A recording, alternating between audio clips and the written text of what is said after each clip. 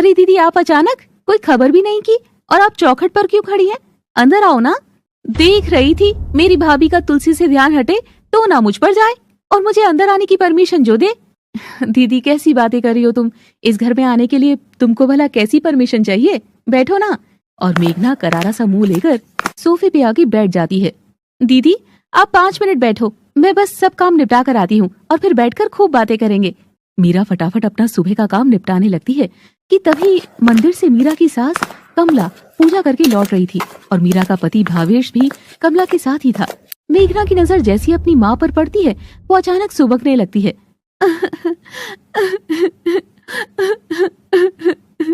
अरे मेरी मेघना आई हुई है रे, मुझे किसी ने बताया क्यों नहीं? तू कब आई और रो क्यों रही है? देखो ना माँ, मैं पिछले 1 घंटे से यहाँ बैठी हुई इंतजार कर रही हूँ कि कोई आकर मेरे दुख सुख की मुझसे कोई बात करेगा, लेकिन ना तुमको मेरे लिए समय है और ना ही उस भाभी को। सचमुच मुझे पराया ही कर दिया। जा, ओ मीरा जल्दी आ। मीरा सास की चीख सुनकर दौड़ कर आती है और आकर देखती है तो मेघना रो रही थी। अरे दीदी, ये क्या, तुम रो क्यों रही हो? सब ठीक तो है ना? ये सब ख्याल तो तुमको तब करना चाहिए था जब मेरी बेटी घर में घुसी थी। बेचारी यहाँ 1 घंटे से इंतजार कर रही है और तू अंदर मेकअप पाउडर पोतने में लगी हुई है। नहीं माँ जी, दीदी तो बस अभी बंद करो ये सब, कोई मेरी सुन क्यों नहीं रहा? मीरा, तुम इतनी लापरवाह कब से होने लग गई कि दीदी घर आई है और तुमने चाय का प्याला भी नहीं पकड़ाया? वो मैं बस अभी 5 मिनट पहले ही तो। मीरा अपनी सफाई में कुछ बोलती कि उससे पहले ही मेघना उसकी बात काट देती है और टॉपिक ही घुमा देती है। कोई बात नहीं भाई, तू भाभी को कुछ मत बोल, बेचारी सारा दिन काम करके थक जाती होगी। ऐसे में दिमाग में क्या क्या ध्यान रखे? मेरा क्या है, मन भारी होता है तो बस अपना मायका दिख जाता है तो आ जाती हूँ मुंह उठाकर। ना घड़ी देखती हूँ ना सुबह शाम। इसमें भाभी की नहीं, मेरी ही गलती है। चल, मैं चल ही जाती हूँ, आपस में लड़ो मत, वो भी मेरी वजह से। और मेघना चुटकी बजाते ही मीरा के लिए उसके ससुराल में ऐसा ड्रामा करके जाने लगती है। तभी कमला उसे रोक लेती है। रुक जा मेघना, तू भी किस बात को दिल पर लगा रही है? अरे तू मेरी बेटी है, तुझे हक है, जब दिल करे आ जा। पराई तो बहुएं होती है, तभी तो अपने घर आई ननद के साथ ऐसे गैरों वाला बर्ताव किया। मेरी कोई बात तो सुन लो, मैंने कुछ नहीं किया। मीरा बस, इस बात पर अब और बहस नहीं। बड़ी बात ये नहीं, बड़ी बात ये है कि दीदी आखिर परेशान क्यों है और तुम्हें अभी भी अपनी ही सुनाने की पड़ी है। मेघना भी सुबक कर अपनी माँ के गले लगती है। तभी दबी मुस्कुराहट हंसकर आंसू छटक देती है। बस मेरी बच्ची बस, भाभी सब कुछ थोड़ी है, अभी तेरी माँ जिंदा है। ला मुझे बता, क्या बात हो गई? मुझे गरीब के घर क्यों ब्याया माँ, क्यों ब्याया? क्या हुआ दीदी, जीजाजी ने कुछ किया क्या? कुछ करते ही तो नहीं है भाई वो। अब देख, मेरी देवरानी के भाई की शादी है तो उसके मायके वालों ने उसे भारी हार दिया भाई की शादी के नाम का। उसने सुबह चाव से मुझे दिखाया और चिढ़ाया कि देखो भाभी जी, मैं तो ये पहन कर जा रही हूँ, तुम क्या पहन रही हो? और माँ, वो जानती है कि मेरे पास कोई हार नहीं है तो जानबूझकर मुझे चिढ़ाने के लिए ऐसे बोल रही थी। फिर बात क्या हुई आगे? तो मैं गई इनके पास और बोला जाकर कि ए जी, एक हार तो मुझे दिला ही सकते हो ना? तो कहने लगे कि तेरी देवरानी को हार उसके बाप ने दिलाया है, तू भी जाकर अपने मायके वाले से मांग। मुझसे किस बात का हार मांग रही है? देखो माँ, मुझे क्या सब बोला। मेघा फिर से ड्रामा करके कमला के गले लग जाती है। ये देखकर मीरा का दिल बहुत दुखता है। अच्छा, दामाद जी ने ऐसा कहा, पर परिवार तो ठीक ही है। बेटा, दामाद जी कमाते भी ठीक है, फिर गरीब कहाँ से हुए वो? नियत से गरीब हुए हैं माँ, नियत से। इस जीजे का तो पिज्जा बना डालूंगा मैं किसी दिन। नहीं जी, गुस्सा नहीं करते। जीजी का बसा बसाया घर खराब हो जाएगा। बात एक हार की तो है। 1 मिनट रुको आप। और मीरा अपने कमरे में जाती है और अलमारी खोलकर एक लाल डिब्बा खोलती है जिसमें हार सजा था। मीरा उसे सहलाते हुए मुस्कुराती है। मीरा की फर्स्ट नाइट थी जब भावेश की ओर से सुहाग की सेज पर मिलने वाला पहला तोहफा यही हार था। अरे बाबा, डिब्बा खोल कर तो देखो, तुमको पसंद आएगा। ओहो, क्या खर्चा कर दिया आपने भी पहली रात को। हे राम, इतना महंगा हार, पर क्यों? मैं तो एक पतली चेन में भी खुश थी। भावेश उसे प्यार से हार पहनाता है और मीरा उसके गले लग जाती है। इतनी प्यारी याद है मेरी तुम्हारे साथ, मगर अभी तुम्हारी जरूरत मेरे लॉकर में नहीं, दीदी के गले में है। और मीरा जाकर मेघना की गोद में यह हार रख देती है। सब ये देखकर हैरान हो जाते हैं। भावेश भी अपना दिया गया हार तुरंत पहचान गया था, मगर मीरा उसे चुप रहने का इशारा कर देती है। नहीं भाभी, ये तो तुम्हारा खुद का हार है ना, मैं कैसे ले सकती हूँ? रख लो दीदी, मीरा का दिल बहुत बड़ा है तुम्हारी खुशियों से। और उस जीजे को बोल देना कि जब हार दिलाने की औकात ना हो ना, तो मेरी हीरे जैसी बहन को सजाए रखने के सपने लेना भी छोड़ दे। किसी दिन उसके घर में घुसकर तुमको वहाँ से ले जाऊंगा मैं। और मेघना हार पाकर बहुत खुश हो जाती है। पर भाभी, वो इनके मैचिंग इयररिंग भी मिल जाती तो? मीरा मुस्कुराकर अपने कान में पहने हुए इयररिंग भी निकाल देती है जो कि हार के साथ के थे और अपनी ननद को दे देती है। ननद भी वो सब उठाकर झोले में डालकर जाने लगती है। अरे खाना तो खा के जा। नहीं माँ, मेरा पेट भर गया, तुम लोग ही खाओ। मेघना के जाने के बाद भावेश मीरा के पास आता है। ये क्या, तुमने पहली रात वाला हार ही दे दिया? हाँ तो क्या हुआ, दीदी की ही तो है सब कुछ। और देखा नहीं कितनी खुश हुई वो हार मिलते ही। तुम कितनी अच्छी हो मीरा, मैं भी फिजूल ही तुम पर चिल्लाया था, सॉरी। अरे नहीं जी, कैसी बात करते हो। माना की बहू होकर मैं पराई हूँ, मगर आप सब तो मेरे अपने हो। मैंने तो अपना माना है ना। माँ जी की बात का बुरा मत मानो मीरा, वो दीदी को बहुत प्यार करती हैं। कोई बात नहीं, भूल जाओ आप भी। पड़ोस वाली सुमित्रा काकी भी तभी पधार जाती हैं। झूठ ना बोलू कमला, आज तेरे घर में वो वाली बात नजर नहीं आ रही। कुछ लुट गया है क्या? वो मैंने मेघना को अभी जाते हुए भी देखा था, तो लगा कहीं कोई डाका वाका तो नहीं बढ़ गया। सुमित्रा के हंसी मजाक पर कमला चिढ़कर मुंह बना रही थी। नहीं काकी जी, ऐसी कोई बात नहीं है। अरे मैं तो जोक्स कर रही थी, बोले तो चुटकुला। और हंसी मजाक से सब सामान्य हो ही रहा था कि तभी वो देखती है कि मेघना दरवाजे पर खड़ी खड़ी मुस्कुरा रही थी। अरे जीजी, तुम वहाँ क्यों खड़ी हो? आओ ना, अंदर आओ। अंदर आती है मेघना तो लड़खड़ाने लगती है। ये देखकर कमला, भावेश, मीरा सब घबरा जाते हैं। लो, तुड़वा ही ली टांग। अब मायके में इतनी टांग घुसाई करोगी तो टूटनी ही तो थी। क्या काकी, तुम भी ना? हाय माँ, मेरा पाँव। अरे मुई, बोल भी हुआ क्या? चलती फिरती आफती पैदा कर दी मैंने तो, जिसके साथ कभी भी कुछ भी होता रहता है। अब क्या हुआ बता भी। वो माँ, मैं वो पाँव मुड़ गया। मतलब पहले चप्पल टूटी, फिर पाँव मुड़ा और पायल भी कहीं गिर गई। कमला देखती है कि सच में मेघना के पाँव से पायल गायब थी। तभी वो मीरा को इशारा करती है और मीरा नई पायल निकालकर मेघना के पाँव में पहनाती है। पायल पहनते ही मेघना झट से खड़ी हो जाती है और पाँव पटकते हुए घुंघरू की आवाज बजाने लगती है। वाह भाभी, घुंघरू तो बड़े ही जोरदार है, इसमें एकदम छमाछम हो जाएगा सब। एकदम से मेघना के तो पाँव का दर्द ही चला गया था। ये देखकर सब लोग उसे हैरानी से देख रहे थे कि तभी वो ड्रामा शुरू कर देती है। मेरे माँ, मेरा पाँव। शायद मुझे अब घर ही चले जाना चाहिए। माँ, मैं तेरी चप्पल पहनकर जा रही हूँ, ठीक है? हाँ हाँ बेटी, पहन जा। सुना है बेटी के पाँव में माँ की चप्पल और माँ की उल्टी बुद्धि। चुप कर सुमित्रा, जब देखो मुंह खोलकर बकवास करती रहती है। जा बेटी, भावेश तुझे घर छोड़कर आएगा और जाकर आराम कर। दीदी, ये दर्द का तेल ले लो, इसे लगाओगे तो आराम आएगा। मेघना पायल तो ले ही ली थी, लेकिन तेल भी लपक लेती है। बाय बाय मेघना बिटिया, और अगली बार चप्पल चाहिए हो तो पायल मत घुमा कर आना, वैसे ही मांग लेना। देखना कमला, कितनी भोली है तेरी मेघना भी, चप्पल के लिए पायल कहीं खो दी। पागल बेटी कहेगी। लालच तो जरा भी नहीं है, बस चप्पल मिलते ही खुश हो गई ना। कमला फिर से सुमित्रा को घूरती है और वो मुंह पर उंगली रखकर खिखियाकर बाहर चली जाती है। चलो, आज का कोटा तो पूरा हुआ, अब अगली बार भाभी से क्या क्या लूंगी। देखिए कैसे भोली भाभी के खजाने पर है ननद की नजर, और आगे क्या क्या गुल खिलाएगी मीरा की प्यारी ननद। जानने के लिए देखते रहिए ननद भाभी की ये कहानी केवल काका टीवी पर। Thanks for watching. Please do like, share, comment and subscribe. दोस्तों, आपको बता दूं कि ये कहानी आम ननद भाभी की नहीं, बल्कि शादी के बाद कैसे एक ननद ससुराल जाकर भी अपने मायके में पांव पसारने लग जाती है। मेघना यूं तो मीरा की बड़ी ननद थी, लेकिन उतनी ही खोटी ही थी। तो छोटी भाभी की खोटी ननद की आगे की कहानी जानिए और इससे सीख भी लीजिए कि ननद भाभी का रिश्ता सुख दुख बांटने का है, लालच जलन कलेश बांटने का नहीं। अब देखिए आगे की कहानी। मेघना हार लाकर अपनी सास के पास जाती है। हो आई माई के महारानी, मुझे तो लगा महीने भर बाद आएगी, तू तो सुबह गई दोपहर में ही आ गई। वो सासू माँ, वो घर पर काम था ना तो। अरे जारी, क्यों बनावटी बात करती है, तुझे बड़ी काम की चिंता रहती है जैसे। तू ये बता, जिस काम के लिए वहां गई थी वो हुआ कि नहीं? सासू माँ, हो गया। दोनों एक दूसरे को खुश होकर ताली मारती है। उस बेचारी मीरा भाभी का तो मुंह देखने लायक ही था, आपका बताए तिगड़म काम कर गया। शाबाश मेरी चेली, एकदम सही सीख रही है। बता क्या क्या झेप कर लाई है वहां से? सासू माँ, एक हार कम से कम 2 तोले का तो होगा ही। बस 2 तोले का? एक बात तो है मेघना, तेरे घर वाले तुझे प्यार तो नहीं करते। 2 तोले का हार भी कोई हार हुई?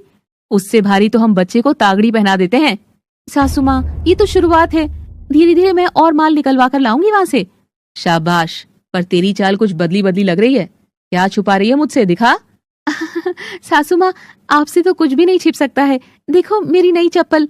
ए टुच्ची, तू मुझसे छुपा रही थी, अब बता ये कैसे मिली? मेघना अपनी सास कलावती को सारी कहानी सुनाती है और ये सुनकर वो तो फूले नहीं समाती। क्या बात कर रही है तू, पायल और चप्पल दोनों ही ले आई मायके से। शाबाश मेरी बहुरिया, अब जाकर तू ले रही है अपने हक का। याद रखना, जैसे ही घर में बहू आती है तो माँ बहू को बेटी बनाकर ना रखे, इसीलिए ननद को अपने हक को खाना बहुत जरूरी है। तुम सही कहती हो सासू माँ, अगर आज मैं वो हार नहीं मांगती तो वो इकलखोर भाभी तो मुझे कभी कुछ नहीं देती। आखिर मायके वाले नहीं देंगे तो कौन देगा। और कलावती अपनी बहू मेघना का कंधा थपथपाते हुए हंसते हुए चली जाती है। कलावती ने मेघना के दिमाग में ये बात फिट कर दी थी कि लड़की की शादी हो ना हो, उसकी जरूरतें और मांगे तो सारी मायके वालों और उसकी भाभी ही करेगी पूरी। एकदम सही कहा सासू माँ, मैं साला यहाँ बर्तन मांजकर हाथ घिसूं और उधर मेरी भाभी रानी की तरह सोने की कंगन छनकाती रहे। मेरे होते हुए ये मैं नहीं होने दूंगी। अगले दिन सुबह पहले आदर्श बहू मीरा गर्मी में बर्तन रगड़े जा रही थी कि तभी रगड़ से उसके कंगन का जोड़ खुल जाता है। लो कंगाली में आटा गीला, अब इस कंगन को संभालूं या घर को। मीरा, पानी लाना जरा। जी अभी लाई। मीरा फटाफट भावेश को जाकर पानी का ग्लास देती है कि तभी भावेश प्यार में आकर उसका हाथ थाम लेता है और मीरा के हाथ में टूटा कंगन चुभ जाता है। माँ। अरे ये क्या, तुम्हारे जेवर में तो दरार है। जी जेवर ही तो है, इनकी दरारें तो भरी जा सकती है, मगर हम दोनों के बीच कोई दरार नहीं आनी चाहिए। नहीं आएगी, कोई दरार नहीं आएगी। तुम हो ही इतनी अच्छी। सच मीरू, तुमने जो आज दीदी के लिए त्याग किया ना, वो कोई नहीं कर सकता, कोई भी नहीं। औरतें तो जेवर के लिए क्या कुछ नहीं कुर्बान कर देती हैं, किस किस से नहीं लड़ती हैं। और एक तुमने मेरा दिया ऐसा तोहफा दीदी को दे दिया जिससे हमारी खूबसूरत यादें जुड़ी थी। बस भी करिए आप, मुझे एकदम ही महान बना रहे हो। ऐसा भी मैंने कुछ बड़ा काम नहीं किया और बेजान जेवर ही तो है। मेरी यादें तो आप में बसी हुई है और आप तो यहाँ खड़े हो मेरे सामने। बस फिर सैया मोरे डार दो अपनी भैया मेरे गले में और पहना दो मुझे अपनी बाहों का बेशकीमती हार। बदमाश, सुनो, लाओ कंगन दो, मैं ठीक करवा कर ला देता हूँ, वरना फिर से मेरी बीवी को चोट न लग जाए कहीं। नहीं ना जी, आपको ऑफिस का काम है, कहाँ इन छोटे कामों में उलझ रहे हो। आप जाओ, मैं जाकर आज करवा लूंगी, ठीक है? पक्का ना? हाँ पक्का। और भावेश के जाने के बाद मीरा सारा काम निपटाकर सुनार के शोरूम में पहुंच जाती है और अपना कंगन ठीक कराने लगती है कि तभी उसके कानों में एक आवाज पड़ती है। भैया, थोड़ा वजन में इससे भारी दिखाना, पर ज्यादा भारी नहीं, वो मेरा बजट इतना ही है ना। रंजन की आवाज सुनते ही मीरा पलट कर देखती है कि ये तो उसका नंदोई रंजन है। जीजा जी आप यहाँ? प्रणाम जीजा जी, दीदी भी आई हैं क्या? दीदी को तो बताना ही नहीं है, मेघना के लिए सरप्राइज लेने आया हूँ। बड़े दिन से कह रही थी कि गले के लिए जेवर चाहिए, जेवर चाहिए। आज भी घर से निकल रहा था तो जेवर की डिमांड कर रही थी। क्या आज सुबह भी कह रही थी? अरे मीरा, तुमको तो पता ही है ना, अब सोना बना ही औरतों के लिए है, तो मैं भी बेचारी की इच्छा क्यों मारूं। इसीलिए उसके लिए सोने की चैन लेकर जा रहा हूँ। अच्छा हुआ तुम मिल गई, मुझे पसंद करा दो ना इसमें से। मीरा रंजन को चेन पसंद करा देती है, मगर वो बहुत उलझन में थी। जीजा जी, वो आपकी भाई की साली की शादी में आप सब भी जा रहे हैं? क्या ये किसने कह दिया तुमको? अरे उसकी शादी में तो खुद उसकी बहन तक नहीं जा रही, लड़ाई हो रखी है ना उससे। वैसे तुम्हें किसने बताया? नहीं नहीं, बस ऐसे ही पूछ रही थी।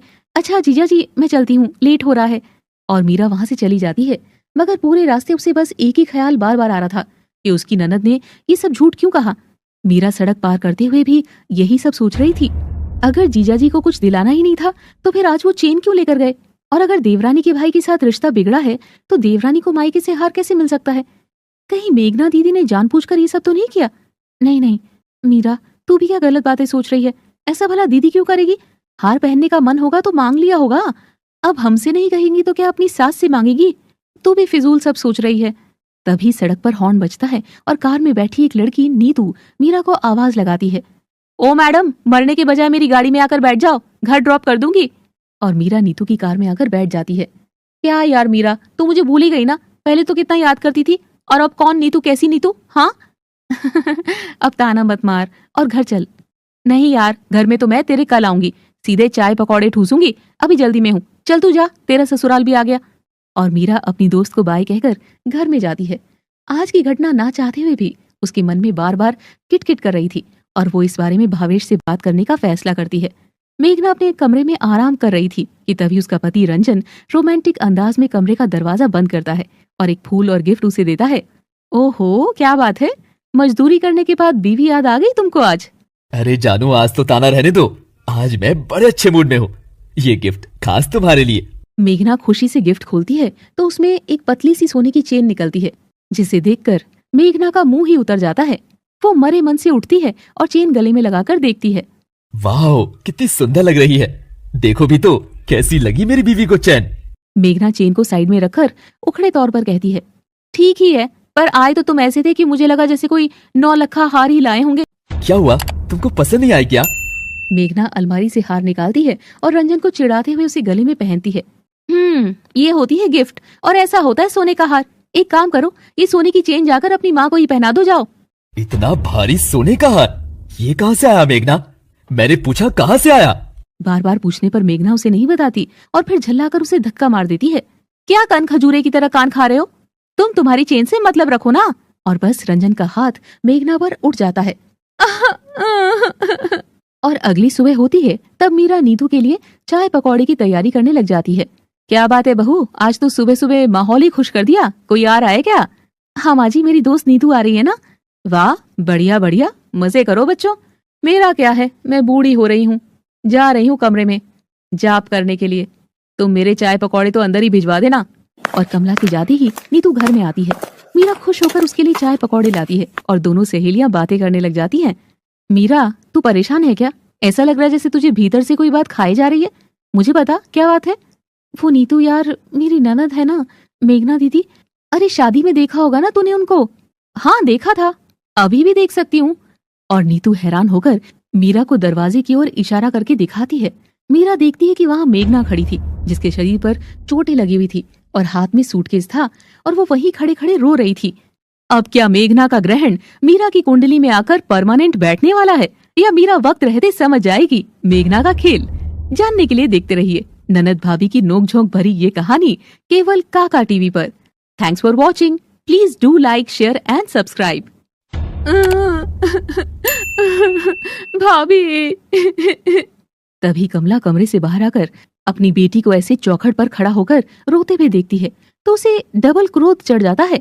अरे मेरी बेटी, इस मीरा को तो देखो, इतने भी लखड़ नहीं है कि लड़की को अंदर बुला ले। खुद की दोस्त के लिए तो पकौड़े तले जा रहे हैं और मेरी बेटी के साथ हमेशा रूखा बनती है। नहीं माँ जी, वो मैं बस दीदी को ऐसे देखकर हिल गई थी। तू अंदर आ मेघना। जब देखो दरवाजे पर खड़ी होकर रोने लग जाती है। कितनी बार कहा है कि दरवाजे पर मातम नहीं मचाते हैं। अरे ऐसा मातम मौत वाले घर में होता है। क्या करूं मैं सबका? बेटी गधी मिली तो बहू सवा गधी। अंदर चल अब। कमला मेघना को अंदर लाकर बिठाती है। मेघना रोते हुए सुबकियां ले रही थी और दर्द से कराह रही थी। माँ, बहुत दुख रहा है।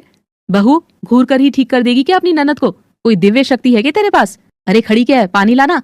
तू रहने दे मीरा, तू तो पूरे सदमे में ही है। मैं लाकर देती हूँ, तू यहीं रह। नीतू पानी लाकर मेघना को देती है। अब बता भी क्या हुआ? बाहर वालों के सामने नहीं बोलूंगी माँ। मेरे परिवार की इज्जत नहीं उछालूंगी। कुछ नहीं हुआ, सब ठीक है।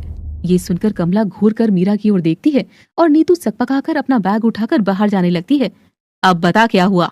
तेरे दामाद ने कल रात मुझे बहुत मारा, बहुत मारा। देख माँ, इधर लगी, इधर भी, और स्वाभिमान पर भी। कहता है कि तुझे मैं छत देता हूँ तो तुझे मेरी ठोकरों में भी रहना होगा, वरना निकाल दूंगा बाहर। फिर देखता हूँ तुझे कौन रखेगा। और कल जब ये हुआ तो मैं खुद आज सुबह वो जगह छोड़कर आ गई। मैंने ठीक तो किया ना माँ? एकदम सही किया। भावेश दरवाजे पे खड़ा होकर सारी बात सुन रहा था। उसका खून खौल उठा। हाँ दीदी, आपने एकदम सही किया। आप किसी के छत देने की मोहताज नहीं हो, ये घर आपका ही है। लेकिन उस जीजे ने आकर तुम पर हाथ उठाया कैसे? मेरा तो सुनकर ही खून खौल रहा है। कोई बात नहीं भाई, वो उसके कर्म है, जैसा बोएगा वैसे ही तो खाएगा। भाभी, अगर आपकी इजाजत हो तो क्या मैं यहाँ रह जाऊं? मीरा सदमे से चुप ही थी। वो अभी भी अचानक हुई ये घटना पचा नहीं पा रही थी। उसे चुप देखकर कमला का खून भी गर्म हो जाता है। अरे ये क्या इजाजत देगी? घर इसका नहीं, तेरा है। तू रह जहाँ जिस जगह तुझे रहना हो, समझी? और मेघना अपना कमरा जमाने चली जाती है।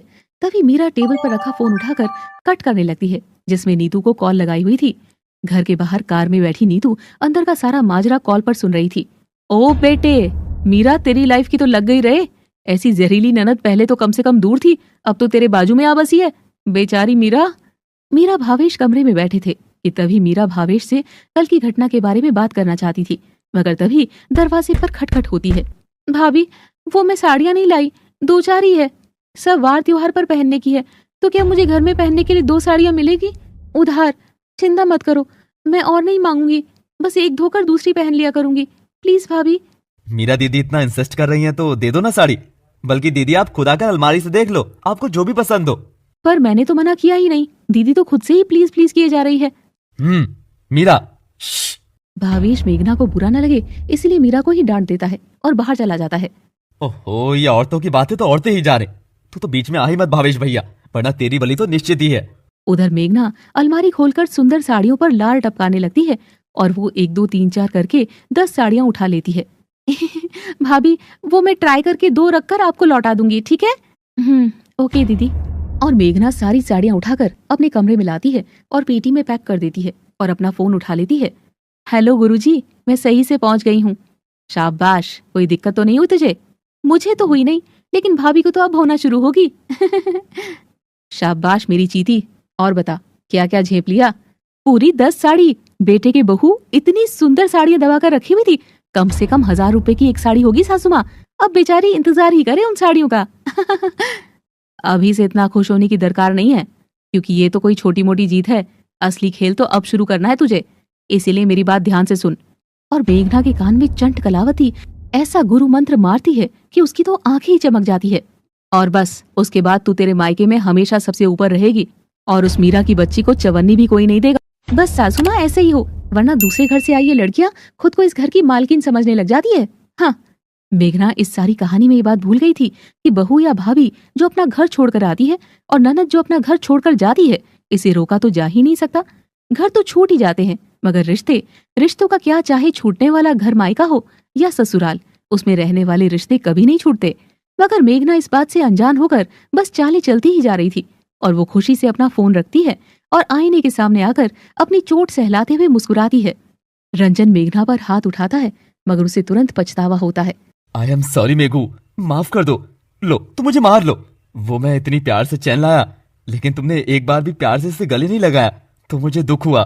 पर मेघना कहाँ मानने वाली थी और उदास होकर रंजन सो जाता है और अगले दिन उठकर काम पर चला जाता है। मेघना भड़की हुई सी अपनी सास के पास जाती है। सासू माँ, अपने बेटे को समझा लो। क्यों, कुछ किया क्या उसने? कुछ गलत ही तो नहीं करता, बन रहा है सही की मूरत। देखो, कल सोने का ये मरा सा धागा लाया है मेरे लिए, 2 साल बाद कुछ दे रहा है, वो भी ये, और फिर गुस्सा करो तो। कलावती सोच में पड़ जाती है कि तभी मेघना का दिमाग ही दौड़ता है, क्यों ना इस बात पर रोध होकर मायके जाकर भाभी से और जेवर ले आऊं? नहीं, इस बार एक बार से काम नहीं चलेगा। मेरे हिसाब से तुझे कुछ दिनों के लिए वहीं डेरा जमाना चाहिए, ताकि तेरी भाभी तेरे मायके को लूट ना सके। मगर कैसे? मैं बताती हूँ कैसे। और कलावती चिमटा उठाकर मेघना के सर पर दे मारती है। सासू माँ, ये क्या? अच्छा, एक्टिंग करनी है, ठीक है, समझ गई। और चोट दो सासू माँ, और चोट दो। और कलावती थप्पड़, लात, घूसा, मुक्का सब मेघना पर बरसाकर उसे जख्मी बहुरिया बना देती है, ताकि वो दुख दर्द की दुहाई देकर अपने मायके में रहने जा सके। और मेघना पहुंच जाती है अपना सूटकेस उठाकर मायके। वाह रे इंसानी दिमाग, जहाँ दिमाग नहीं चलाना वहाँ चला लेता है, और जहाँ रिश्तों को प्यार करने पर दिमाग चलाना है वहाँ सब गुड़ गोबर। मीरा कॉल पर नीतू से बात कर रही थी। वाह जी वाह, इतना बड़ा सूटकेस उठाकर लाई है और साड़ियां तुझसे मांग रही है, तो उसमें क्या भरकर लाई है? पत्थर? हाँ, देख मीरा, मेरी बात मानो तो तुम तुम्हारे जीजा को बिठाकर ही क्लियर कर लो। पर नीतू, कल तो मैं जीजा जी से खुद मिली थी, मुझे बात कुछ हजम नहीं हो रही है। वो ऐसा कुछ, ले, तुझे हजम नहीं हो रही, मेरे को पूरी बात क्या, पूरा मामला ही हजम हो गया और डकार भी आ गई। क्या बोल रही है तू अब? अरे बाबा, मैं बोल रही हूँ कि तेरी शांति की बज चुकी है बैंड, क्योंकि तेरी ननद बजाने वाली है अपनी भाभी का बाजा। चुप कर, कुछ भी बोले जा रही है तू। अरे कसम से, कल तक हार लिया, पायल ली, आज एक कमरा लिया और अब देख साड़ियां भी ले ली। बहन, तेरी ननद चंडाल है, चालाक है। थोड़ी आंखें खोल मेरी भोली बंदरिया। वेट, 1 मिनट, तूने कहीं उसे वो साड़ी तो नहीं दे दी जो मैंने तुझे गिफ्ट करी थी? नहीं यार, तेरी साड़ी तो यहीं अलमारी में है, रुक देखती हूँ। ओह शिट नीतू यार, उन साड़ियों में से तो तेरी साड़ी भी थी और दीदी वो ले गई। फोन रख और अभी के अभी साड़ी छीन कर ला उस चुड़ैल से, और अगर नहीं लाई ना तो मैं तेरा मर्डर तो पक्का कर दूंगी, और अगर ना दे तो देना चोटी पकड़कर एक उल्टे हाथ का। मीरा घबराकर फोन काट देती है, मगर वो मांगे कैसे उसे समझ नहीं आ रहा था। देर रात हो गई थी, भावेश भी कमरे में आ गया था, तो मीरा कल साड़ी लेने का डिसाइड कर सो जाती है। अगले दिन जब सुबह होती है, मीरा नहाकर मेघना के पास जाने लगती है, तो उधर भावेश ऑफिस के लिए निकल ही रहा था कि तभी उसकी नजर मेघना पर पड़ती है, जिसने अभी भी वही फटी साड़ी पहनी थी। अरे दीदी, आपने साड़ी बदली नहीं, अभी भी वही फटी हुई साड़ी पहन रखी है। क्या हुआ, मीरा वाली साड़ियाँ पसंद नहीं आई क्या आपको? कुछ नहीं भाई, वो बस शायद वो साड़ी भाभी की माँ ने दी होगी, इसलिए भाभी ने मुझे लेने से मना कर दिया। पर मुझे बुरा नहीं लगा। कोई मेरी भी माँ की दी हुई साड़ी को मांगता तो मैं भी मना ही कर देती। क्या मीरा ने आपको साड़ी देने से मना कर दिया? ये मीरा भी ना, दो साड़ी देने में क्या चला जाता उसका। हाँ दीदी तुम फिक्र मत करो, मैं आज ऑफिस से लौटते हुए आपके लिए नई साड़ियां लेता आऊंगा। भावेश बड़बड़ाता सा चला जाता है। मेघना अपनी चालाकी पर खुश होकर जैसी पलटती है, देखती है कि उसके ठीक सामने मीरा खड़ी थी और वो सारी बातें सुन लेती है। दीदी ये क्या, इतना बड़ा झूठ बोला आपने? इसका मतलब है कि ये सब आप जानबूझकर मेरा इस घर से रिश्ता खराब करने के लिए कर रही हैं? हाँ हाँ, चलो तुझे आइडिया तो लगा। इसका मतलब मेरी भाभी इतनी भी भोट बुद्धि की नहीं है। अब खुले में खेलने में ही मजा आएगा। ठीक है, फिर अगर तुम खेलना ही चाहती हो तो ननद भाभी का ये खेल अब ननद वर्सेस भाभी का खेल बनता है। इस चटपटी कहानी को देखने के लिए जुड़े रहिए काका टीवी से। Thanks. Please do like, share, subscribe and comment please. अपना अपना ननद भाभी का रिश्ता बताएं। माय डियर भाभी, तो तुम आमना सामना करना चाहती हो? ठीक है, मैं भी ए जी ओ जी हाँ जी भाभी जी करते करते बड़ी थक सी गई हूँ। अब हो ही जाए कि बोलबाला किसका बड़ा, इस ननद का या भाभी का। मगर दीदी क्यों मुझसे, कैसा सामना? मैंने तो कुछ गलत नहीं किया आपके साथ। गलत नहीं किया तो अरे कौन सी सही किए बैठी हो तुम तो यहाँ बड़े ही ठाठ से रह रही हो। मेरे घर को अपना घर कह रही हो, मेरी ही माँ को अपनी माँ कह रही हो। पर मेरा क्या? जहाँ पूरा घर कभी मेरा था वहां मैं मेहमान की तरह आकर एक साड़ी और 500 रुपए लेकर लौट जाती हूँ। क्या बस इसी के लायक हूँ मैं? हाँ, पहले जब शादी नहीं हुई थी तब इस घर में बस मेरे फैसले पर दिन रात हुए थे, लेकिन जब से भाई की शादी हुई है तब से सबकी एक ही टेर। मीरा जो कहेगी वो ही करेंगे, मीरा से पूछकर बताएंगे। मीरा ये मीरा वो। अरे मीरा मीरा मीरा, मेघना कहाँ गई? कहाँ गई मेघना? हाँ, यही तो सृष्टि का बदलाव है दीदी, जो हर लड़की को देखना होता है। मेरे घर में भी मेरी एक भाभी है जिसका हक अब मुझसे ज्यादा है उस घर पर मुझे तो कभी कोई तकलीफ नहीं हुई। मीरा की बात सुनते ही मेघना अपनी खोपड़ी में थप्पड़ मारने लग जाती है। हाँ, मेघना बस बस, शांत शांत, गुस्सा नहीं करना। ज्ञान ज्ञान ज्ञान सब ज्ञान देते हैं, पर हल कोई नहीं बताता कि जब बहन ससुराल से मायके आए तो भाभी भी तो चुपके से उसे अलग से तोहफा दे सकती है। पर तुमने दिया क्या कभी मुझे खुद से? मीरा को मेघना की बात बहुत खराब लगती है और बस उसका सब्र का बांध यहाँ जाकर टूट जाता है और वो साड़ी का पल्लू कमर पर टंगाकर हो जाती है मेघना के आमने सामने। बस बहुत हुआ। अरे ननदिया होगी तू रिश्ते से, जैसी तू है इज्जत मैं तेरी 2 कौड़ी की भी नहीं करती, लेकिन भावेश से मुझे बहुत प्यार है, उसके पीछे ही ये रिश्ता चल रहा है, समझी? तू मुझे तू कर कर बोलेगी? तेरी इतनी मजाल, तेरी तो। और मेघना मीरा के बाल लपक लेती है कि तभी क्रोध में आकर मीरा भी मेघना के बाल लपक लेती है और मेघना की नजर तभी कमरे से बाहर आती कमला पर पड़ती है कि वो तुरंत मीरा के बाल छोड़कर चीख पड़ती है। आई आई आई, माफ कर दो भाभी, सॉरी। हाँ माँ। मीरा, तेरी ये मजाल जो अपने से बड़े ननद पर हाथ उठा रही है।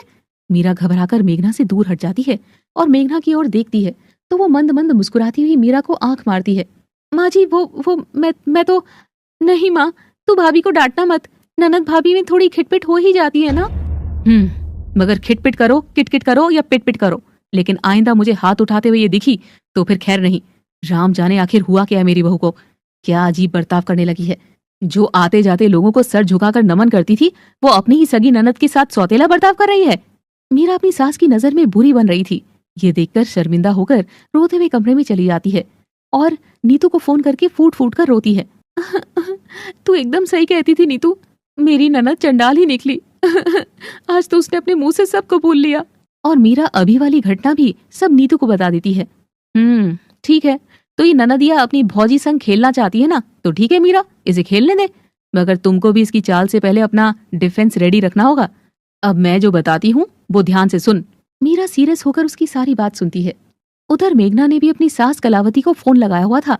सासू माँ, आज तो भाभी से आमना सामना ही हो गया और टकराव भी। ओहो हो, इसका मतलब है कि तेरी बेचारी ननद वाली इमेज वाला नाटक तो अब किसी काम का नहीं रहा। ये तो गड़बड़ हो गई रही। तो तुझे भी इतनी क्या जल्दी थी अपनी भाभी से भिड़ने की? पहले रुकती, कुछ ऐंठती, उससे फिर लड़ती। अरे मुझे क्या पता था कि मेरी पोल उसे पता चल जाएगी, मुझे थोड़ी ना पता था कि वो पीछे खड़ी है। अब हो गया वो हो गया, आगे बताओ गुरुजी मैं क्या करूं? खुला खेल। कल मैंने जो चाल बताई थी वो चलने का अब समय आ गया है। देख बेटी, अगर इस चाल में तू सफल हो गई ना, फिर तो तेरा मायका तेरे पल्लू से बंधा ही रहेगा। मेघना खुश होकर कॉल रखती है। उधर कलावती भी खुश थी। क्या मुफ्त का एंटरटेनमेंट मिल रहा है मुझे तो। मेरे को क्या, मेरे को तो बस इस ननद भाभी के बीच आग लगाते रहना है। कौन कहता है बुद्धू बहुओं के फायदे नहीं होते? अरे कोई मुझसे तो पूछे कि कैसे बहू के मोटे दिमाग का पूर्ण सदुपयोग करें। अब होगा खूब कलेश। दूर बैठी कलावती ने मेघना के मन में ऐसी चिंगारी छोड़ी थी कि वो अब चाहकर भी मीरा की जिंदगी में आग लगाए बिना नहीं रह सकती थी। उस दिन मीरा ने भावेश और कमला का मूड ठीक करने के लिए खीर बनाई और भावेश ऑफिस से आता है तो मेघना के लिए 2 साड़ी लाता है। मेघना उसे अनमने मन से पकड़ती है। लो दीदी, आपके लिए साड़ी। अब किसी के मना करने पर आपको फटी साड़ी पहनने की दरकार नहीं होगी। भावेश मीरा की ओर देखकर ये बात कहता है। उसका गुस्सा नाक पर था। मेघना साड़ी रखने जाती है तभी वो मीरा के बगल से गुजरती है और बड़बड़ा देती है, इतनी हल्की साड़ी दी है, लगता है मरी नियत की भाभी के साथ रहकर भाई की भी नियत मर गई है। कोई बात नहीं, इन साड़ियों को देकर बर्तन वाली से 1 चम्मच 2 कटोरी तो आ ही जाएंगे, इतनी ही कीमत है इनकी। मीरा को ये बात खराब लगती है। औरत खुद के लिए सुनाक हार बर्दाश्त कर लेती है, लेकिन अपने पति के लिए कहीं कोई बुरी बात उसे पसंद नहीं। पर मीरा कुछ नहीं बोलती। मीरा कमला को कमरे में खीर की कटोरी दे आती है, मगर वो नाराज थी तो उससे कोई बात नहीं करती है। अब बारी थी भावेश की। मीरा खीर की कटोरी भरकर उसे सजाकर अपने कमरे में ले जाती है तो भावेश मुंह फुलाया हुआ बैठा था। लो जी, आपके लिए मैंने खीर बनाई है। माँ को दी? दे दी। दीदी को दी? या साड़ी की तरह खीर के लिए भी मना कर दिया तुमने? क्या यार मीरा, ये साड़ियां जिससे तुम्हारी अलमारी भरी हुई है, इनको देने से मना कर दिया तुमने? तुम ऐसी तो नहीं थी। वो मेरी सगी बड़ी बहन है मीरा, दे देती तो क्या चला जाता। जानती हूँ कि मैं अगर कोई सफाई भी दूंगी तो आप नहीं सुनेंगे, इसलिए मुझे कोई और रास्ता ही निकालना होगा। अच्छा ना, सॉरी, गुस्सा मत करो ना आप प्लीज। आजकल आपका ध्यान घर की बातों में इतना जा रहा है कि आप मुझ पर ध्यान देना ही बंद कर चुके हैं। ऐसे में आप मुझे समझना भी भूल गए हैं। ऐसी बात नहीं है मीरा, बस दीदी के साथ जो कुछ हुआ वो सोचता हूँ तो खून खौल जाता है। पता नहीं किसकी नजर लग गई है इस घर की खुशियों पर। मैं बताती हूँ इसका एक उपाय। क्यों ना इस घर में एक छोटे बच्चे की किलकारी की गूंज गूंजे और ये कलेश का शोर हंसी के शोर में बदल जाए। ये बोलकर मीरा शर्मा जाती है। बहुत नटखट हो रही हो तुम सही कह रही हो। हमको परिवार आगे बढ़ाने के बारे में सोचना होगा। और भावेश मीरा को गले लगाता है और दोनों बत्ती बुझाकर बिस्तर पर चले जाते हैं। मुश्किल से 2 घड़ी ही बीती होगी कि तभी उनके दरवाजे पर खटखट होती है। आह, मत मारो, आह, बचाओ, भाभी, भाभी, भाई, मुझे बचाओ। मीरा और भावेश चमक कर उठते हैं और रोशनी कर दरवाजा खोलते हैं तो सामने बिखरे बालों के साथ आंसुओं से लथपथ मेघना खड़ी थी। भावेश इधर उधर देखता है तो वहाँ कोई भी नहीं था। दीदी क्या हुआ? कौन मार रहा था आपको? सपना। सपना? हाँ भाभी, बुरा सपना। भाई, मुझे बहुत डर लग रहा है, जैसे रंजन आकर मुझे मार रहा हो। देख, अभी भी लग रहा है कि वो कोई मुझे मार रहा है। मुझे अकेले सोने में बहुत डर लग रहा है भाई। और मेघना फूट फूट कर रोने लग जाती है। भावेश अपनी बहन को सीने से लगाकर चुप कराता है कि तभी वो मीरा को देखकर आंख मारती है। कोई नहीं आ सकता दीदी, तुम एकदम सुरक्षित हो, डरो मत। भाई, मुझे अकेले कमरे में सोने में बहुत डर लग रहा है। क्या भाभी मेरे साथ? मैं क्यों? दीदी माँ जी के पास भी तो सो सकती है। पर भाई, माँ तो सोते हुए खराटे लेती है। रात के सन्नाटे में वही खराटे कहीं रंजन के हंटर मारने वाली आवाज जैसे लगे तो। कोई बात नहीं, मैं समझती हूँ तुम दोनों पति पत्नी हो, तुम्हारा साथ रहना ज्यादा जरूरी है। मेरा क्या है, डर डर कर सो लूंगी। मेघना अपना आखिरी पासा फेंक कर नाटक कर पलट ही रही थी कि तभी ओके बाय, गुड नाइट दीदी, टेक केयर। रुको दीदी, मीरा को अपने साथ ले जाओ, ये साथ सोएगी तो डर कम लगेगा। मीरा जाओ, दीदी के साथ जाओ। अरे बाबा चली जाओ ना। मीरा के तो होश ही उड़ गए थे और मेघना डरते हुए मीरा का हाथ पकड़कर उसे अपने कमरे की ओर ले जाते हुए मुस्कुराहट फेंक रही थी। तो आखिर ये चाल थी कलावती और मेघना की। अब मेरी बात ध्यान से सुन। ये तोता मैना का जोड़ा बहुत जल्द चोंच लड़ाकर इस घर को एक बच्चा दे देंगे और जिस दिन इनकी औलाद इस घर में आ गई तो तेरा पत्ता हमेशा हमेशा के लिए कट। हे राम, तो मैं क्या करूं? कोई आइडिया दो सासू माँ। मीरा को अपनी रूम पार्टनर बना ले। अगर दोनों साथ नहीं सोएंगे तो चोंच कैसे लड़ाएंगे? और तब तक तू ही रहेगी इस घर की लाडली बेटी।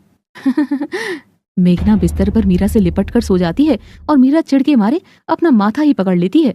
मेरी प्यारी भाभी, आई लव यू भाभी। ये अब इसका बहुत ज्यादा होता जा रहा है। अब कल देख मैं क्या करती हूँ। ननद भौजी की ये मारा मारी आगे भी रहेगी जारी, केवल काका टीवी पर। Thanks for watching. Please do like, share, comment and subscribe. ननद भाभी की इस चटपटी कहानी में अब तक आपने देखा कि ननद ने भाभी के जीवन पर ऐसी कुंडली मारी है कि भाभी अब हिलडुल नहीं पा रही है। ऐसे में क्या करेगी मीरा मेघना को मजा चखाने के लिए? जानने के लिए देखिए अब आगे। देर रात का समय था। मेघना नींद में खराटे मार रही थी। ओहो, मैडम को कैसे जोर के खराटे आ रहे हैं। अब नहीं याद आ रही हंटर की। मेरी जिंदगी नरक करने पर उतर आई है। हे भगवान, अगर तू है तो ऐसी चंडाल ननद को किसी को मत देना। क्या करूं, क्या करूं? तभी वो नीतू को फोन लगा देती है और बाथरूम में जाकर उससे बात करने लगती है। ओ हेलो, कौन है बे? रात को 2 बजे फोन कर रहा है। घर में बीवी बच्चे नहीं है क्या? उनको तंग कर, मुझे मत कर। तेरी अम्मा बोल रही हूँ चौधराइन, उठ हरामखोर। मेरी नींद उड़ी पड़ी है और तू आराम से सो रही है। हाँ बोल। क्या यार, शादी तूने कर रखी है और ससुराल का सारा फील मुझे बराबर लेना पड़ता है। क्या हुआ बता, निकाल दिया क्या ननद को घर से बाहर? नहीं, घर से बाहर नहीं, बल्कि उसने मुझे अपने बेडरूम में घुसा लिया यार। मम्मी, मेरी तो जिंदगी झंड हो गई है। इस ननद की बच्ची की वजह से मेरी सास मुझे ऐसे घूरती है जैसे खीर नहीं चूहे का जहर दे रही थी मैं। और मेरा पति तो मुझे ही चिंदी समझने लगा है। नीतू कुछ कर यार, वरना ये मेघना तो ये मेरा रिश्ता ही खत्म ना कर दे। मुझे तो बहुत डर लग रहा है यार। शांत परेशान आत्मा शांत। तू अब ध्यान से सुन। अब जब तू कमरे में आ ही गई है तो तू क्यों ना वो वाला काम कर दे। क्या बोलती है? इतना सुनकर मीरा के चेहरे पर खुशी की लहर दौड़ पड़ती है और वो फोन रखकर अगले दिन होने का वेट करती है। वो बाथरूम खोलकर बाहर आ ही रही थी कि तभी दरवाजे पर मेघना खड़ी थी, जो उसे मेंढक की तरह एकटक देख रही थी। रात के 2:30 बजे फोन पर किससे बात कर रही थी भाभी? कहीं कोई अफेयर?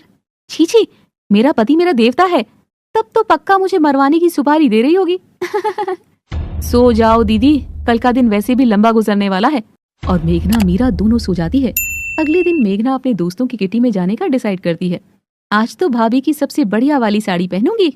और मेघना खुश होकर इधर उधर चली जाती है कि तभी मीरा चुपके से कमरे में आती है। उसके हाथ में कपड़ों का एक गट्ठर था।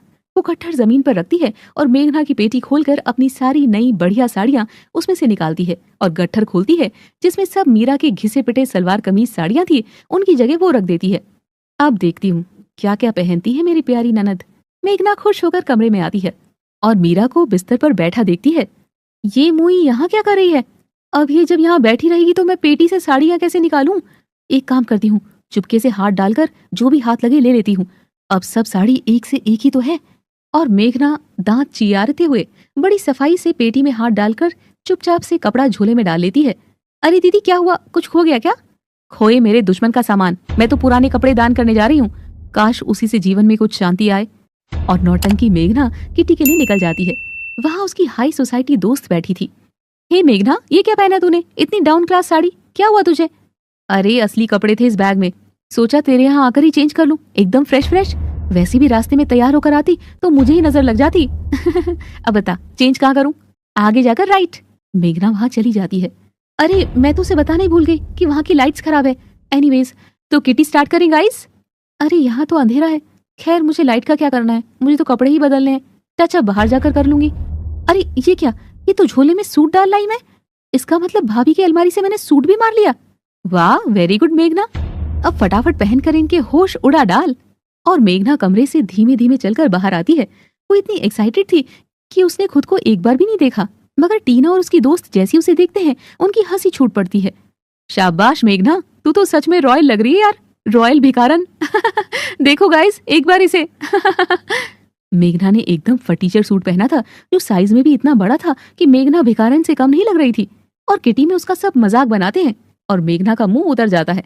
मेघना आईने में देखती है तो उसे पता चलता है कि असली खेला तो मीरा खेल गई है। मेघना के तन बदन में आग लग जाती है और वो क्रोध में भरकर उसी हालत में अपने मायके जा पहुंचती है। मीरा रसोई में काम कर रही थी, बाकी लोग हॉल में बैठे थे। तभी मीरा मेघना को देखती है तो उसकी हंसी निकल जाती है। हाय मैं वारी जावा। अब बोल मेरी प्यारी ननद, आगे क्या बोलेगी? भाई अपनी बीवी को समझा ले कि ये सब मेरे साथ ना करे, अगर ज्यादा पंगा लेगी तो मुंह तोड़ दूंगी। मेघना ये क्या तरीका है अपनी भाभी से बात करने का? और तू ये क्या अफलातून बनी हुई है? सब तेरी बहू की वजह से हुआ है माँ। मैं बाहर जा रही थी और तब मेरी पेटी में से भाभी ने अपनी साड़ियां तो निकाल ली, लेकिन वहां पुराने कपड़े रख दिए। पर मैंने तो आपको कोई साड़ियां ही नहीं दी थी, आप ही तो बता रही थी इनको। हाँ दीदी, आप तो कह रही थी कि मीरा ने आपको मना कर दिया था, तो फिर ये अचानक? मेघना अपने फेंके जाल में ही कसती चली जा रही थी। मीरा हंसते हुए मेघना की ओर आंख मारती है। नहीं वो मेरा ये मतलब नहीं है। इसने मेरे वाले कपड़े बदल दिए और जब मैं किटी पार्टी में तैयार हुई तो सब बस मेरी थूथू में लगे थे। पार्टी? पर तू तो कपड़े दान करने जा रही थी ना। जाते हुए तो बड़ा बोल रही थी कि माँ मन की शांति के बारे में कोई कुछ सोचता नहीं है, पुण्य करने से ही आत्मा शांत होती है। तो ये तेरा किटी फिटी ही पुण्य था क्या? मेघना तो मीरा की एक चाल में ही ढेर होती जा रही थी और वो चिढ़ जाती है और बिना किसी की बात का जवाब दिए कमरे में चली जाती है। सब देखो कैसे बातों में आ गए ना उस भाभी की। देखा यही फर्क है पराई बेटी में और अपनी बहू में। अब मुझे तो गैर की तरह ही रखा जाता है। ठीक है भैया मैं गैर हूं तो। मेघना की आंखें भर गई थी। तभी मीरा इतराते हुए मेघना के पास आती है और अपनी जीत की खुशी मनाती है। हमसे जो टकराएगा माटी में मिल जाएगा, शेर को मिला सवा शेर, ओ बल्ले बल्ले। क्यों दीदी, आज की कैसी लगी? और मीरा मेघना के चेहरे की ओर देखती है तो मेघना की आंखें नम थी। ये देख मीरा घबरा जाती है। तुम्हारी आंख में आंसू दीदी? रोऊंगी नहीं तो हंसूंगी क्या? मेरे पास है ही क्या जिस पर खुश हो जाऊं? तू ही मेरी फिक्र करने का दिखावा मत कर भाभी, मुझे अकेला छोड़ दे। जा, चली जा यहाँ से, जा ना। वैसे भी तू जीत ही गई, मैं तो इस घर के आगे बन ही गई हूँ झूठी लालची मक्कार। पर तुम जाओ, बनो आदर्श बहू। और मेघना को बहुत रोता देख मीरा को एहसास होता है कि ये सब जो कुछ भी चल रहा था असल में वो सब कितना गलत था। मीरा उठकर बाहर आ जाती है और सोचने लगती है और नीतू को फोन लगाती है। और मेरी शेरनी बता, आग लगी या नहीं? यार नीतू, आग भी लग गई और बस्ती भी जलने लगी है, मगर बस्ती के साथ साथ मेरा और मेरी ननद का रिश्ता भी जल रहा है यार। मैं ये सब नहीं चाहती हूँ। पगला गई है क्या? क्या बोल रही है? हाँ, मैं एकदम सही बोल रही हूँ, मुझे अब ये खेल खत्म करना है। अरे हुआ क्या है, मुझे पूरी बात तो बता। मैं भी कितनी पागल हो गई थी, जो दीदी गलत कर रही थी उसे ठीक करने के बजाय उसी गलती में जाकर कूद गई। अगर दीदी को कोई तकलीफ थी तो शायद बात करने से वो ठीक हो सकती थी, मगर ये सब करके तो हम दोनों का रिश्ता और खराब हो गया है। देखा जाए तो दीदी मुझसे कहीं ज्यादा तकलीफ में है। पहली तकलीफ लालच की, दूसरी जलन और तीसरी परिवार के टूटने की। अब मुझे ही कुछ करना होगा। मीरा बहाने से अपनी सास के कमरे में जाती है और उसके पांव दबाते हुए कहती है, माँ जी, आज जब नीतू से मेरी बात हो रही थी तो पता है उसने क्या बताया? वो सब सुनकर मेरा तो दिल ही बैठ गया था माँ जी। क्या? वो बता रही थी कि उसकी मौसी की लड़की अपनी शादीशुदा जिंदगी छोड़कर घर आकर बैठ गई है। अब माँ का खुद का घर है तो वहां जाने से भी कौन रोकेगा, लेकिन जब बारी आई वापस ससुराल जाने की तो ससुराल वालों ने उसको अपनाने से मना कर दिया कि हमको तो ऐसी भागने वाली बहू नहीं चाहिए। अब बेचारी बैठी है घर पर ही, ऊपर से लोग बाग सेकंड हैंड लड़की भी करने लगे हैं। हे राम, बेचारी। हाँ माँ जी, मुझे तो लगा कि अगर समय रहते लड़की के माँ बाप उसकी ससुराल वालों से सुलह कर लेते तो शायद रिश्ता बच जाता। कभी कभी बात करने से ही रिश्ता बच जाता है, पर उनको कौन ही समझाता। चलो, राम भला करे उनका और हमारा भी। अच्छा माँ जी, अब आप सो जाओ। मीरा तो अपनी बात कह गई थी और कमला के दिमाग पर वो बात तुरंत असर कर जाती है और वो भावेश को अपने कमरे में बुलाती है। दोनों कुछ बात करते हैं। मीरा ये देखकर थोड़ी राहत महसूस करती है। उधर मेघना रोते रोते सो गई थी। अगली सुबह मेघना अंगड़ाई लेते हुए बाहर आती है तो वो रंजन और कलावती को सोफे पर बैठकर चाय की चुस्कियां लेते देखती है और उसके होश उड़ जाते हैं। आप लोग यहाँ? अब देखिए, क्या भाभी की इस प्यारी दुलारी ननद का ससुराल वापसी का समय आ गया है? जानने के लिए आइए यही काका टीवी की इस ननद भाभी की कहानी में। Keep watching, please do like, share, comment and subscribe. मेघना अपने पति और सास को घर में बैठा देखती है तो उसके होश उड़ जाते हैं। तभी वो देखती है कि मीरा रंजन और उसकी सास को खुशी खुशी चाय नाश्ता सर्व कर रही थी। लीजिए ना जीजा जी। अरे समोसा तो आपने लिया ही नहीं, जीजी की रेसिपी से बनाया है, खाकर बताइए ना। देखो तो कैसे खातिरदारी कर रही है। सब समझती हूँ मैं, मुझे यहाँ से भगाने के लिए बुलाया है ना इनको। मेघना चिढ़कर कमरे के अंदर चली जाती है और जोर से दरवाजा पटकते हुए उसे बंद कर देती है। रंजन ये देखकर थोड़ा उदास होता है। वो अभी अभी नींद से जागी है ना, तो बस आप नाश्ता लीजिए ना दामाद जी। अरे कोई नहीं समधन जी, अब ये तो घर मेघना का ही है, चाहे कभी भी सोकर उठे। अब चाहे दरवाजा पीटे या मीरा बहुरानी को, हक है भाई उसका। माफ करना आंटी जी, वो तो जीजी थकी हुई थी इसलिए आज देरी से उठी है, वरना तो रूटीन ठीक है उनका। जैसे वो बेटी है इस घर की, आप भी तो बेटी की तरह रखती होंगी ना इनको, कि देरी से उठ भी जाए तो कभी आप चाय बना दो, कभी जीजा जी बना दे। कलावती मीरा के इस सवाल पर मुंह बनाती है, मगर कमला को अपनी बहू की चतुरता अच्छी लगती है। जी ऐसा ही है, मेघना को आज तक किसी भी चीज के लिए टोका नहीं गया। हाँ, लेकिन पीटा जा सकता है। आपने जीजी पर हाथ उठाकर अच्छा नहीं किया था जीजा जी, वो तो बहुत नाराज हो रहे थे। तभी भावेश भी आ जाता है और आते ही क्रोध में आकर रंजन की कॉलर पकड़ लेता है। तेरी हिम्मत कैसे हुई इस घर में आने की? हाँ, अगर तू मेरी बहन का पति ना होता तो तुझे अभी तक धरती के नीचे गाड़ चुका होता मैं। हाय हाय, राम राम, अपने घर के दामाद से ऐसा सलूक कौन करता है? अरे रखो अपनी बेटी यहीं, मेरे बेटे को छोड़ छोड़। पहले तो खुद फोन करके बुलाया और अब मेरे बेटे को मारने की साजिश कर रहा है। तभी मीरा बीच में आकर बीच बचाव करती है और दोनों को अलग करती है। साले साहब, मुझसे कुछ गलती हुई है क्या? आखिर बात क्या है? पहले मेघना घर छोड़कर यहाँ आ गई और अब आपकी नाराजगी। जीजा जी देखो, हम घुमा फिरा कर बात नहीं करेंगे, लेकिन आपने जो जीजी पर हाथ उठाया वो ठीक नहीं किया। पति पत्नी में भले ही कितनी बहस हो जाए, लेकिन हाथ उठाना ठीक बात नहीं है, वो भी इतना। भावेश का गुस्सा गलत नहीं है, लेकिन इसका कोई तो हल निकालना होगा ना। हाँ, हल क्या निकलना है? अब तो सीधे तलाक होगा। मैं इस जल्लाद आदमी के पास मेरी दीदी को वापस नहीं जाने दूंगा। एक मिनट, अगर आप सब उस बात से नाराज हैं कि उस दिन क्रोध में आकर मैंने मेघना की ओर हाथ बढ़ाया था, लेकिन मैं वही रुक गया था, तो मैं उस बात की माफी मांगता हूँ। रुक गया था। रुक जाता तो मेरी दीदी यहाँ नहीं होती, वो भी इस टूटी फूटी हालत में। जगह जगह से शरीर नीला पड़ा हुआ है उनका। रंजन और मेघना की बातें अलग अलग निकलकर सामने आ रही थी। पर मैंने तो मेघना को छुआ तक नहीं। शायद कोई गलतफहमी हुई है। मैं ऐसा आदमी नहीं हूँ जो बीवी को डरा कर रखे। माँ बताओ ना इनको कुछ। मैं अब क्या बोलूं? पति पत्नी की आपसी बातों में क्या ही बोलूं? कलावती गोलमोल जवाब दे गई थी। मीरा को ये देखकर हैरानी होती है कि कोई माँ अपने बेटे का साथ नहीं दे रही। ऐसा भी भला होता है क्या? मुझे रंजन जीजा जी की बात में सच्चाई नजर आती है। मुझे लगता है ये सब किसी और का ही किया धरा है। मीरा कमला को इशारा करती है और कमला भावेश को चुप करती है। गलती चाहे जिसकी भी हो, जिंदगी मेरी बेटी की खराब हो रही है। अब आप लोग आए हो तो मेघना को साथ लेकर ही जाओ, वरना यूं मायके में ऐसी हालत में रहने से बेचारी के कहीं दिमाग पर असर ना हो जाए। मैं बुलाती हूँ उसे। कमला मेघना के कमरे की ओर बढ़ ही रही थी कि तभी उसके कमरे का दरवाजा खुलता है और अंदर से मेघना बड़ा सा सूटकेस लिए आती है। उसकी आंखें रो रो कर सूज रही थी। मेघना मीरा के पास आकर उसे वो हार लौटाती है जो मीरा ने उसे दिया था। ये देख कलावती मेघना को आंख दिखाती है, मगर मेघना के मन पर लगी चोट पर अब कलावती की डांट का कोई असर नहीं हो रहा था। मुझे तुम्हारी दी हुई कोई भी चीज नहीं चाहिए भाभी, और हो सके तो मुझसे अपना ये नकली प्यार दूर ही रखना। मैं नहीं जानती थी कि मैं अब आपके लिए इतनी बोझ बन रही हूँ। जो मुझे यहाँ से निकालने के लिए आपने मेरे ससुराल वालों को ही बुला लिया। थैंक यू भाभी।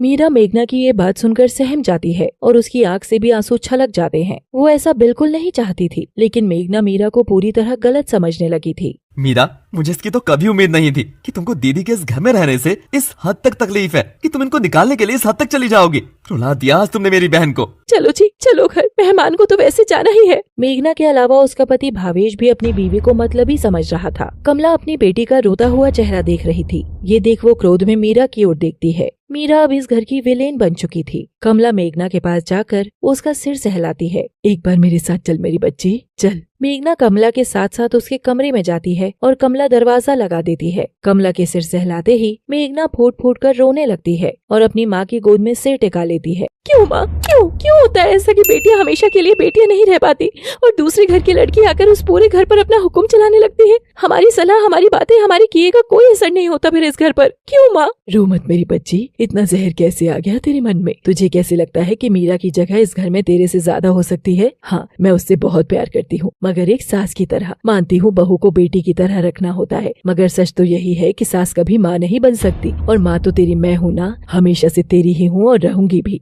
लेकिन क्या माँ? लेकिन जिस तरह सास कभी माँ नहीं बन सकती, पर भाभी एक ऐसी हस्ती होती है जो अपने अंदर बहुत सारी ममता लिए रहती है। ऐसी ममता जिसमें कोई तोल मोल होता ही नहीं है। वही ममता भरी तेरी मीरा भाभी तेरे पास है। मीरा भाभी? माँ, तुम जानती हो ना वो मेरे साथ कैसा बर्ताव करती थी। कभी कपड़ों के लिए मुझे नीचा दिखाती थी तो कभी मेरे भाई को मुझसे दूर करना चाहती थी। और आज देखो क्या कर दिया उसने। जिस पति ने मुझे मारा पीटा उसी के घर भेजना चाह रही है। वो माँ नहीं है मेरी, सौतेली है, बस सौतेली। बस यही सब बातों का तो तू जहर पाल चुकी है मेघना। जानती है मीरा ने नहीं, मैंने तेरे ससुराल वालों को बुलाया है ताकि तेरी जवानी यूं ही ना गुजरे, तेरा घर परिवार आगे बढ़े। और जहाँ तक मुझे लगता है दामाद जी ऐसे इंसान नहीं है जैसा तूने हमें बताया है।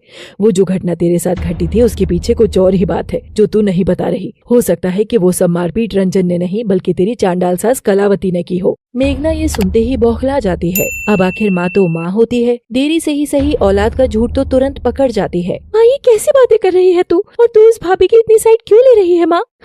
साइड ले रही होती तो अभी उसके आंसू पोंछ रही होती, तेरे नहीं। चल तुझे वो बातें बताती हूँ जो तुझे कभी दिखाई नहीं दी। जब तू पिछले साल ससुराल से आई थी और मेरे पास तुझे देने को पैसा नहीं था, पर तुझे 5,000 से 1 रुपया कम नहीं चाहिए था, तो मीरा ने ही वो पैसे मुझे दिए थे। जानती है क्या कहकर? कि माँ जी, दीदी हमसे नहीं कहेंगी तो किससे कहेंगी? मेघना ये सच सुनकर, पर मेघना तो वो ननद थी जो कैसे अपनी भाभी की तारीफ सुन सकती थी। और वो हार याद है तुझे जो तुझे तेरी देवरानी के भाई की शादी में पहनना था? वैसे वो बात झूठ थी, मैं झट से पकड़ गई थी, लेकिन मुझे लगा तेरा बचपना है, थोड़े दिन में शांत हो जाएगा। वो हार तुझे मीरा ने दिया था। जानती है वो हार कौन सा था? उसके पति का दिया पहला तोहफा, पर मीरा ने एक झटके में तुझे दे दिया था। फिर से यही सोचकर कि आखिर ननद अपनी भाभी से नहीं मांगेगी तो किससे मांगेगी? साड़ी, पायल, पैसे, गहने, प्यार, तारीफ, किसी चीज को देने में मीरा ने कभी झिझक नहीं दिखाई। और तेरी वजह से भावेश और उसका रिश्ता दिन ब दिन कमजोर भी पड़ता जा रहा है, लेकिन मीरा बस तेरा अच्छा ही सोचती रही। इतना बड़ा दिल तो बस माँ का ही हो सकता है ना? बस कर माँ, बस कर, मुझे और कुछ नहीं सुनना। मेघना की बिलक बिलक कर रोने की आवाज कमरे से बाहर आ रही थी कि तभी भावेश से बर्दाश्त नहीं होता है। मीरा, ये सब तुम्हारी वजह से हुआ है, बस तुम्हारी वजह से। आखिर तुमको दिक्कत क्या है मेरी बहन से? मीरा भावेश का ऐसा क्रोध देखकर सहम गई थी। दूसरी ओर मेघना अपनी भाभी की अच्छाई को पहचानने में बार बार नाकामयाब हो रही थी। अब देखिए क्या नेगेटिव ननंद अपनी पॉजिटिव भाभी के गुणों को पहचान सकेगी। और आप लोगों को भी बताना होगा कि आपका कैसा है ननंद भाभी का रिश्ता। प्लीज कमेंट जरूर करें। Thanks for watching. Please do like, share and subscribe. Bhavesh Meera पर न केवल चिल्लाया था, लेकिन आज तो उसने मीरा पर अपना हाथ भी उठाया था। चालाक औरत, तेरी वजह से मेरे घर में शांति फैल गई है। आखिर दिक्कत क्या है तुझे मेरी बहन से? ये चाहे 2 महीने रहे या 20 साल, तुमसे ज्यादा हक है इनका यहाँ पर। मीरा को ये थप्पड़ गाल पर नहीं, उसके आत्मसम्मान पर लगा था। वो बिना कोई जवाब दिए आंसू बहाती सी अपने कमरे में चली जाती है और दरवाजा बंद होता है। दूसरी ओर मेघना का दरवाजा खुलता है। उधर मेघना अपने आंसू पोंछते हुए कमरे से बाहर आती है तो मीरा उसे कहीं नजर नहीं आती और वो तभी मीरा के कमरे का दरवाजा बंद देखती है। शायद भाभी को मेरा मुंह तक नहीं देखना। इस घर की शांति इसी में है कि मैं यहाँ से चली जाऊँ। मेघना जाते हुए भावेश के आगे हाथ जोड़ती है। भाई, हो सके तो मुझे माफ करना, जो मैंने इस घर में इतना ड्रामा फैलाया। क्या बात करती है दीदी, ये घर तेरा उतना ही है जितना मेरा है। और मेघना बैग उठाकर जाने लगती है। कमला भी कमरे से बाहर आ गई थी। अच्छा बेटी, अपना ध्यान रखना और मैंने जो बातें समझाई हैं उन पर गौर करना। माँ, दीदी इतनी समझदार है ना कि उन्हें कुछ समझाने की भी दरकार नहीं है। माफ कीजिएगा समधन जी, पर ये तो बहुत ही बुरा रिवाज है कि आपकी बेटी घर से जाती है और तुम उसे खाली हाथ भेज रही हो। कुछ जेब भी ढीली करना सीखो भाई, आखिर काम तो तुम्हारी बेटी के ही आना है।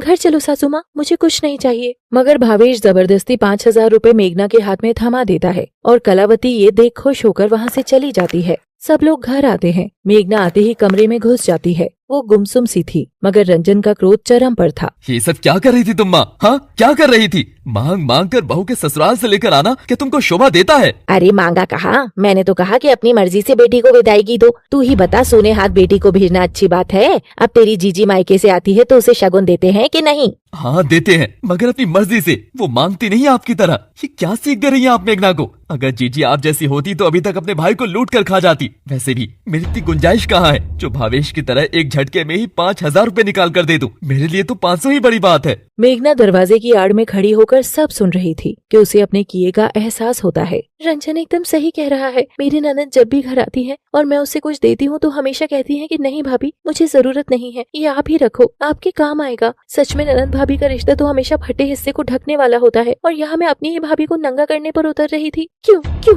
क्यों मेघना, आखिर इतना लालच क्यों?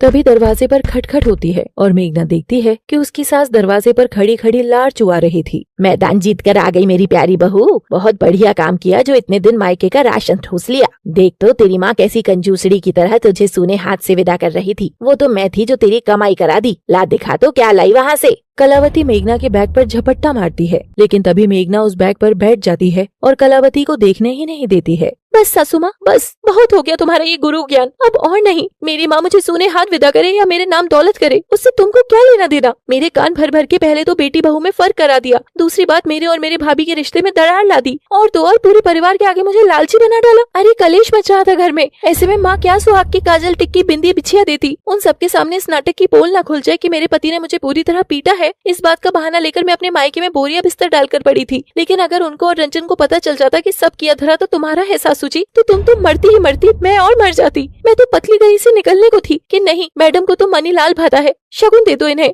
रंजन ने दरवाजे पर खड़े होकर सारी बात सुन ली। अपने पति और अपने बेटे की इज्जत पर लालच की रोटियां सेकते हुए शर्म नहीं आई तुम दोनों को? हाँ, मैं तुमको जान से ज्यादा चाहता हूँ मेघना। हाँ, मैं तुमको 9 लाख का हार नहीं लाकर दे सका, मगर 90,000 की चैन भी पाई पाई जोड़कर तुम्हारे लिए रखी थी और तुमने उसे लात मार दी। आज तुमने रिश्ता खत्म कर दिया। रंजन रूठकर पलटता है कि तभी मेघना तड़पकर बिलखकर उसके पाँव में गिर जाती है और उससे माफी मांगने लग जाती है। और माँ, तू कैसी सास है? अपनी ही बहू को लुटेरी बना रही है। सोच, तेरी खुद की बेटी तेरे घर से ऐसे ऐड कर ले जाएगी कभी तो तेरे पास क्या ही बचेगा। मानता हूँ कि मेघना का परिवार पैसे वाला है, मगर वो पैसे भी हराम के नहीं है ना जो हम पर लुटाते ही रहे। कोई प्रेम से जितना दे उसी में संतुष्ट रहना सीख जाते तो ये सब नहीं होता। गलती हो गई जी, माफ कर दो।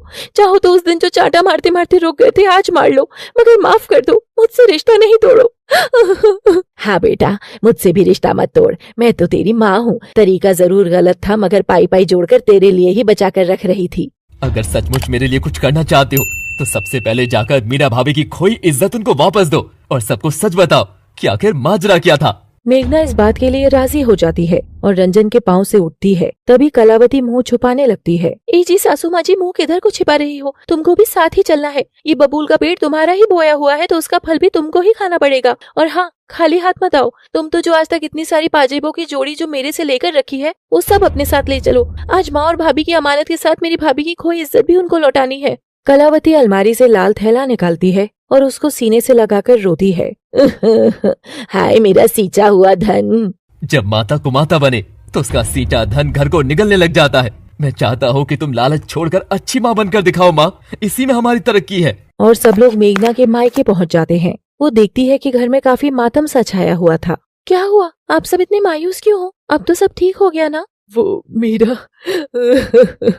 बेटी, तू जब से गई है तब से मीरा दरवाजा नहीं खोल रही है और अंदर से ना ही कोई रोने की आवाज आ रही है, ना ही वो कोई जवाब दे रही है। पर ऐसा क्यों? क्या हुआ? कोई बात हुई क्या? वो मैंने तुमको रोता देखकर उस पर हाथ उठा दिया था तो वो बस। क्या भाई, तू भी ना? क्यों करता है ऐसा? मैं तो थी ही कलेशी, तू भी मेरे नाटक में क्यों फंस गया? ये देख मेघना को बहुत फिक्र होती है और वो मीरा के दरवाजे के बाहर जाकर उसे आवाज लगाने लगती है। भाभी, भाभी दरवाजा खोलो ना। अच्छा भाभी, इस बार तुम दरवाजा खोलोगी ना तो मैं तुमको 10 साड़ी दूंगी। खोलो ना भाभी। मगर मीरा दरवाजा नहीं खोलती है। अच्छा भाभी, मैं तुमको ट्रीट पर लेकर जाऊंगी। हम आपकी पसंदीदा आइसक्रीम खाएंगे। अब तो आ जाओ ना बाहर। देखो तो भाई भी सॉरी बोल रहा है। पर मीरा अब भी दरवाजा नहीं खोलती है। माँ कहती है कि भाभी मेरा कोई दुख नहीं देख सकती, तो शायद ये बोलने से बाहर आ जाए। अरे यार, मेरी ये पायल फिर टूट गई आज। अब एक पाँव बिना पायल कितना अजीब लगेगा। मेघना ऐसा बोल ही रही थी कि मीरा तुरंत दरवाजा खोलकर अपने पाँव से पायल निकालकर मेघना को पहनाने लगती है। नहीं जीजी, ऐसे कैसे सूना रहेगा पाँव? आप मेरी पायल पहन लो ना। मगर मीरा जैसे ही मेघना के पाँव के पास पहुँचती है तो वो देखती है मेघना के पाँव में तो पहले से ही पायल थी। सब ये देखकर खुश थे कि आखिर मीरा मेघना के कहने पर ही घर से बाहर आई है। भाभी, मैं जानती थी कि मेरी भाभी के अंदर की माँ मुझे तकलीफ में कभी देख ही नहीं सकती, और देखा तूने झट से दरवाजा भी खोल दिया। मुझे माफ कर दे भाभी। मीरा की आंखें नम थीं, इधर मेघना की भी आंखें नम थीं और मेघना मीरा को अपने सीने से लगा लेती है और दोनों ननद भौजाई दिल खोलकर रोती हैं और दिल खोलकर हंसती हैं। पर मैंने ये भी सुना था कि कोई मुझे 10 साड़ी दिला रहा है। पर शगुन की पूरी 11 लूंगी मैं तो। हाँ, जरूर ले लेना भाभी। अभी ये लो तुम्हारी अमानत जो मैंने झूठ कपट से तुमसे ली थी। मीरा देखती है कि बैग में ढेरों पायलें थी। मीरा मुस्कुराकर वो थैला मेघना के हाथ में लौटा देती है। झूठ कपट क्या होता है दीदी? मैंने तो तुमको जो दिया वो अपने दिल से दिया ना, तो वो झूठा कैसे हुआ? ये सब मेरा नहीं, बस तुम्हारा है। मेघना और मीरा का प्यार देख भावेश और कमला की आंखें भर आती हैं। भावेश भी मीरा से माफी मांगता है और मीरा भावेश को और रंजन मेघना को माफ कर देता है। उधर कमला कलावती के कान पकड़कर उससे उठक बैठक लगवा रही थी और इस तरह इतने उतार चढ़ाव के बाद भी ये समझ आ गया कि अगर रिश्ते में ईमानदारी है तो ही वो रिश्ता चल सकता है। मीरा और मेघना का रिश्ता तभी सुधरा जब दोनों ननद भाभी ने असली भावना दिखाई। ऐसी ही कहानी के लिए जुड़े रहिए काका टीवी से। Thanks for watching. Please do like, share, subscribe and comment. आदर्श बहू मीरा तुलसी को जल चढ़ाकर बस पलटी ही थी कि तभी उसे चौखट पर खड़ी अपनी बड़ी ननद दिखाई देती है। यूं तो मेघना मीरा के पति भावेश से बड़ी थी, लेकिन फिर भी मेघना मीरा को भाभी ही बोलती थी। अरे दीदी, आप अचानक कोई खबर भी नहीं की और आप चौखट पर क्यों खड़ी हैं? अंदर आओ ना। देख रही थी मेरी भाभी का तुलसी से ध्यान हटे तो ना मुझ पर जाए और मुझे अंदर आने की परमिशन जो दे। दीदी, कैसी बातें कर रही हो तुम? इस घर में आने के लिए तुमको भला कैसी परमिशन चाहिए? बैठो ना। और मेघना करारा सा मुंह लेकर सोफे पे आके बैठ जाती है। दीदी, आप 5 मिनट बैठो, मैं बस सब काम निपटा कर आती हूँ और फिर बैठकर खूब बातें करेंगे। मीरा फटाफट अपना सुबह का काम निपटाने लगती है